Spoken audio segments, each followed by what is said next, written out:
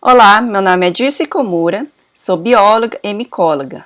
Então, eu trabalho com fungos da região amazônica. Atualmente, eu sou bolsista de pós-doutorado pela FAPIAN e trabalho no Herbário INPA. Hoje, eu quero apresentar para vocês um pouco da coleção de fungos do Herbário INPA. Mostrar quais são os fungos depositados nessa coleção, quantos fungos temos depositados atualmente e qual a importância dessa coleção para toda a comunidade como um todo. Então, antes de começar, vamos relembrar o que são os fungos, né? Então, o fungo ele pode ser um organismo unicelular, ou seja, apresentar apenas uma célula. Aqui eu mostro uma imagem numa placa de Petri com cultura de duas espécies diferentes de leveduras, né, que a gente chama, que a gente consegue enxergar elas porque são milhares de células crescendo em conjunto. Mas só com o uso do microscópio é que a gente pode ver essas células. Então, a gente pode ver aqui, ó, unidades delas crescendo aqui nesse meio de cultura.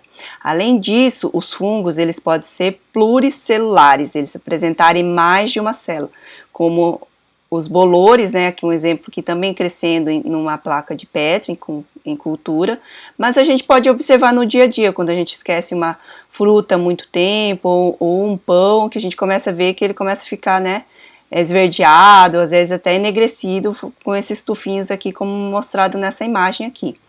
E também o que a gente conhece como cogumelo e orelha de pau são, então, fungos pluricelulares, tá? Então, relembrando um pouco da história, né, do entendimento do que são fungos, a gente retoma lá um pouco com o Linneu, em 1753, né, quando ele publicou o Systema Naturae. Neste momento, ele também organizou, então, toda a sistemática, né, de classificação dos seres vivos, né, com aquela hierarquia, né, de reino, filo, classes e ordem, né, como a gente conhece hoje, e também um sistema binomial, né, de dar, hoje que a gente conhece o nome das espécies, então, né, a gente deve muito a esse trabalho do Linneu. Naquela época, né, com os elementos que eles tinham naquela época, então ele classificou, então, de início, né, como o reino animal, aqueles organismos que se moviam, e o reino vegetal, aqueles organismos que não se locomoviam. E dentro desse reino vegetal, ele incluiu, então, junto com Bryophyta e Pteridophyta, os fungos, né, dentro da classe Cryptogamia, tá? Então, seriam os organismos que apresentavam os gametas escondidos, não expostos como as plantas com flores, tá? Mas, com vários outros estudos, adventos da microscopia eletrônica de varredura, dentre outras ferramentas, né, e também de outras ideias, como as ideias de evolução de Darwin e Wallace, a gente começou, então, ter um melhor entendimento sobre o que era o fungo, né? Então, em 1969, esse pesquisador americano Robert Whittaker, ele então sugeriu um terceiro reino, né, que poderia acomodar melhor esses organismos que hoje a gente conhece como fungo. Então, ele sugeriu o reino fungi. Quais as características desses organismos? Então, são organismos que não fazem fotossíntese, ou seja, eles não estão próximos das plantas, e são heterótrofos por absorção, e também apresentam quitina na parede celular.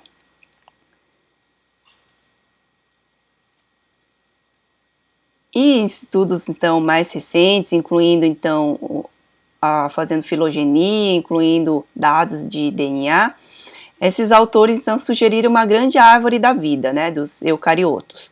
No caso aqui, a gente pode ver onde estão as plantas, que ela está nesse ramo aqui, bem distante aqui, ó, onde estão os fungos, né, que lá no século XVIII eles achavam que o fungo estaria mais relacionado com as plantas, mas não, eles estão mais relacionados com os animais. Depois tá bom? E outro grupo que também é estudado tradicionalmente junto de fungos são o que a gente chama de mixomiceto, né, que estaria dentro desse grupo Mixogácea, então dentro de Amebozoa. Mas então, por que os fungos, eles não são plantas e são depositados em herbários, né, que são onde depositamos plantas? É justamente por essa questão histórica, né, do entendimento que se achava que fungos e plantas estavam mais relacionados, né? Mas então, historicamente, hoje vários herbários continuam recebendo fungos, depositando os fungos em herbários, mas também temos os fungários, né? Um exemplo é o Kew Garden, que é um dos maiores fungários do mundo, né? Mais de milhões de espécimes depositadas.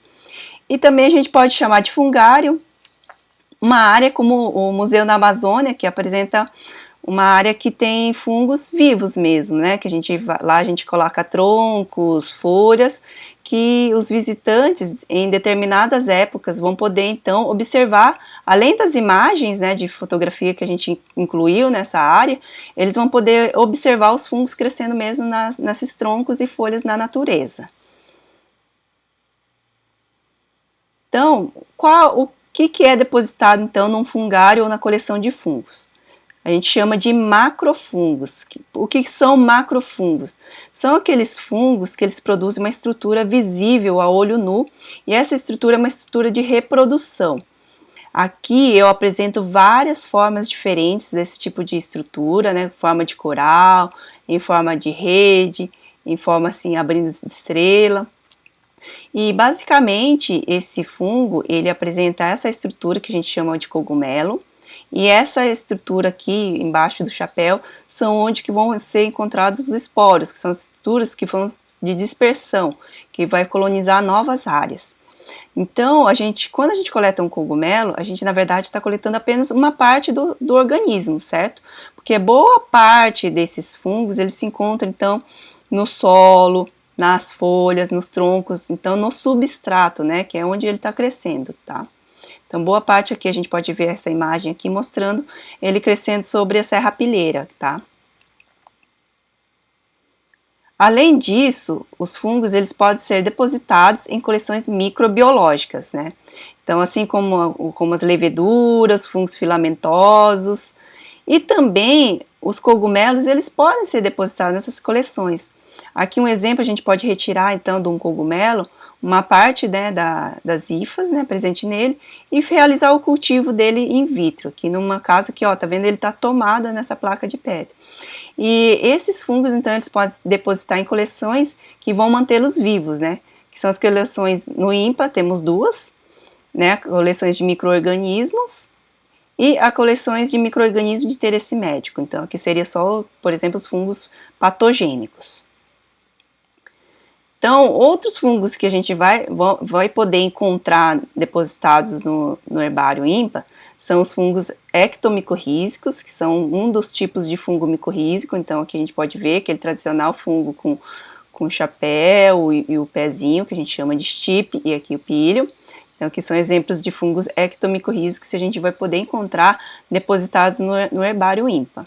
Além disso, a gente vai poder encontrar fungos decompositores de madeiras e folhas, no caso, Gleosporo aqui crescendo no tronco, espécies de marasmo crescendo em folhas na serrapilheira, aqui Onclinipelis e Marasmielas crescendo nesse tronco aqui também.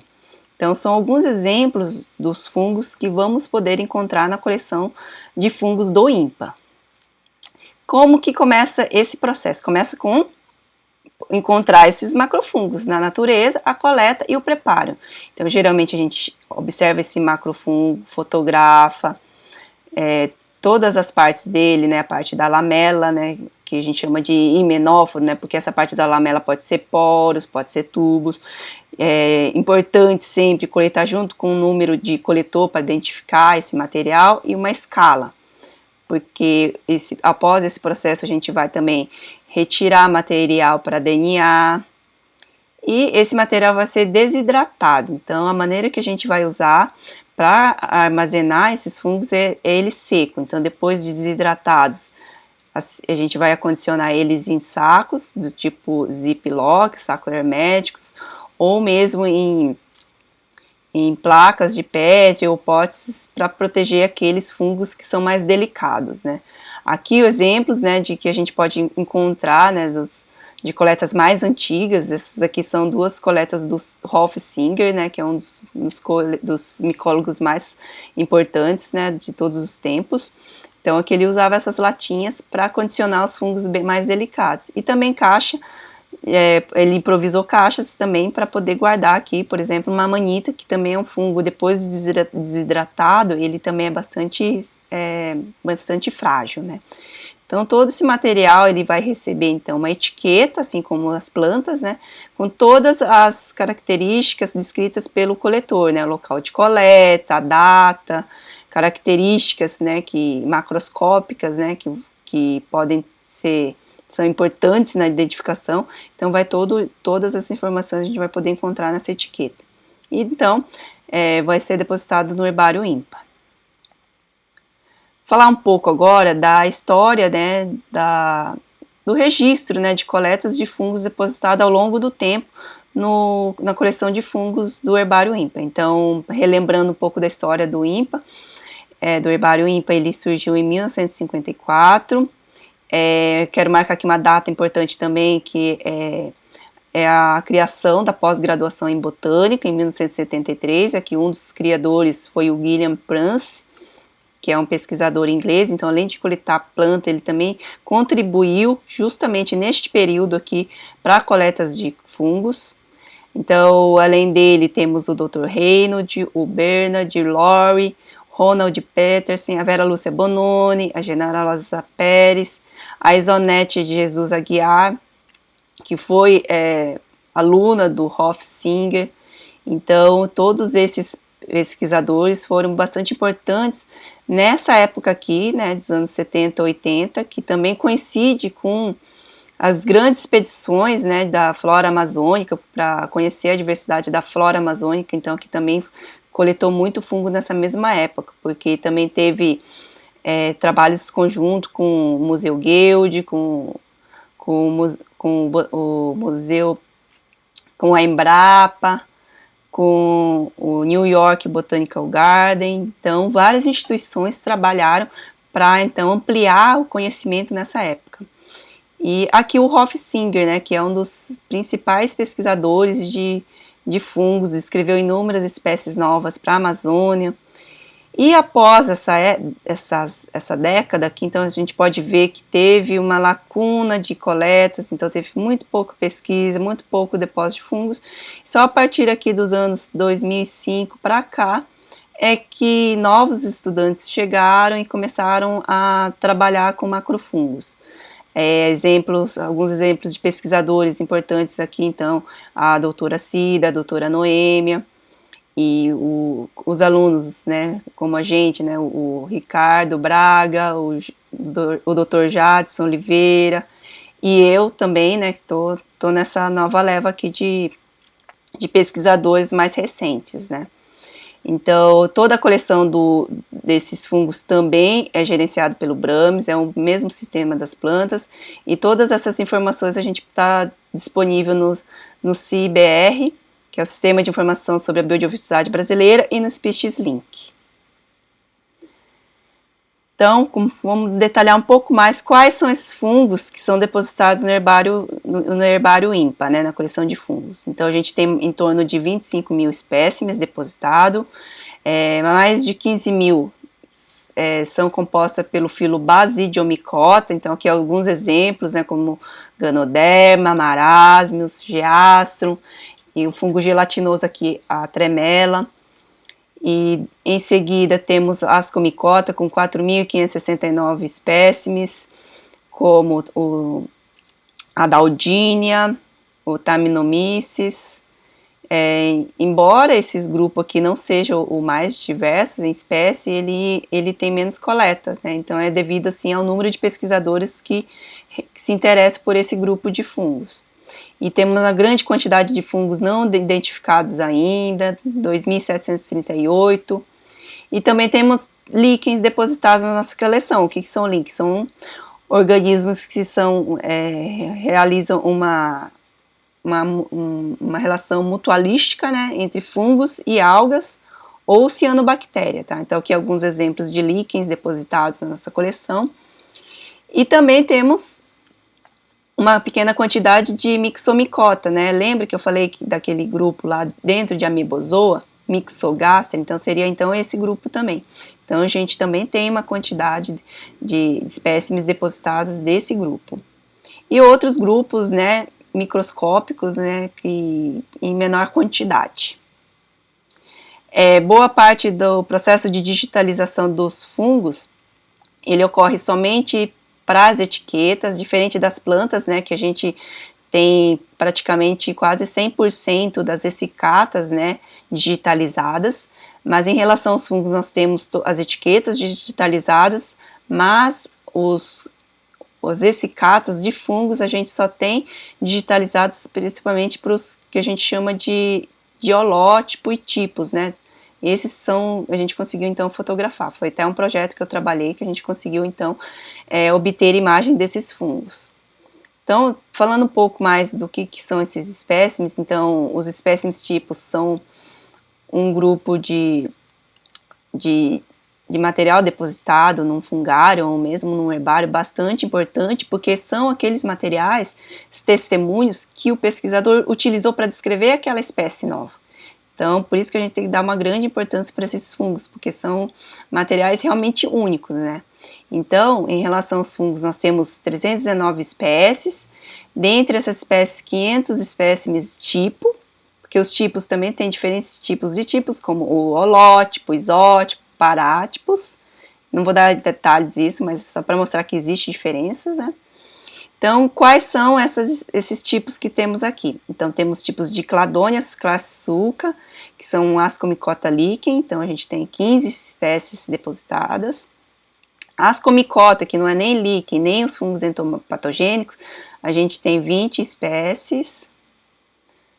E de fungos entomopatogênicos, que são os fungos que a gente tem alguns que a gente chama de fungo zumbi, então a gente tem 17 espécies. Aqui o exemplo Ophicordis camponoti indiane.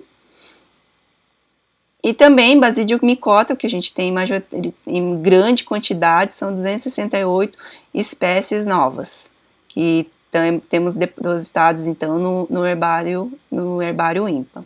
Aqui um exemplo, Marasmius horridulus, que foi uma espécie descrita pelo Hofsinger. E todos esses materiais, eles são organizados em caixas, em ordem alfabética, primeiro em filo e depois em ordem alfabética. Os fungos entomopatogênicos a gente organizou neste formato, que seria como se fosse uma caixa entomológica, né, de coleção de insetos, para manter melhor eles preservados. E aqui os exemplos de envelopes, onde são guardados esses espécimes tipos. A gente usou o envelope vermelho para poder destacar da coleção, do restante de coleção dos fungos, né, que são envelopes pardos.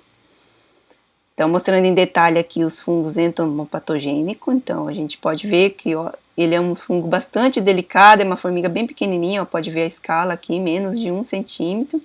E aqui em detalhe como a gente fotografou eles usando uma lupa, que capta a imagem em 3D com alta definição, então a gente pode realizar esse trabalho para mostrar então o detalhe desses materiais depositados no herbário. Então, como que é organizado a coleção de fungos, né? Não só os tipos, mas como a coleção em geral. Diferente das plantas, que é organizada em famílias e depois gêneros e espécies, como os fungos ainda têm, como mostra nessa tirinha aqui, né? Uma brincadeira, mas realmente a gente tem muitas famílias que estão mudando, que estão separando, né, uns gêneros, mudando de família. Então, como ainda não tem uma certa estabilidade das espécies dentro das famílias de fungos, nós optamos por organizar os fungos primeiro por filo. Então, exemplo, filo Basidiomycota, Ascomycota e fungos lichenizados. E a partir de cada filo, a gente organizou, então, em ordem alfabética das espécies, tá? Porque caso haja alguma mudança na família, a gente não teria necessidade de ficar mudando esses materiais de lugar fisicamente, certo? Assim, com todas essas informações, o que a gente pode tirar, né, de informação de um herbário? Então, o herbário ele é mais do que uma grande biblioteca, então cada material depositado é um material único, porque ele vai trazer diversas informações, como, por exemplo, a partir de um material depositado no fungário, a gente pode retirar uma parte dele e fazer estudos de DNA, retirar o material, extrair DNA. A gente pode pegar esse material e retirar um pedaço para estudos de microscopia, né? Então, olhar as estruturas microscópicas. A gente também pode encontrar, lembra que eu falei que tinha mais de 2.000 espécies não identificadas? Então, ali a gente pode encontrar espécies novas e descrever espécies novas já depositadas no herbário. Lembra que eu falei das informações, né, de GPS, de local de coleta? Então, ele é bastante importante para a gente poder identificar áreas de distribuição de determinado fungo, ou mesmo lacunas, né, que são áreas que são pouco amostradas em relação aos fungos. Então, a gente pode identificar essas áreas com base nesses dados. E todos esses dados em conjuntos, lembra que eu falei que eles vão para uma plataforma pública de informação? Então, a gente pode utilizar esses dados em políticas de conservação. Então, esses dados vão mostrar qual que é a importância dessas áreas, né? Onde precisa ser mais estudados os fungos. Então, ele pode ser também um banco de dados para este fim. E também um fungário, ele pode então ser base para pesquisas científicas, mas também para divulgação científica, para suporte de aulas em relação aos fungos. Então, essa coleção, mesmo ela sendo recente e ainda em crescimento, ela é bastante importante, porque é por meio dela que a gente vai então construir todo o conhecimento da diversidade de fungos na Amazônia. Tá? Então, era isso que eu queria falar por hoje. Então, qualquer dúvida pode entrar em contato, que se quiser conversar mais sobre determinado assunto, então é só falar com a gente, tá? Muito obrigada!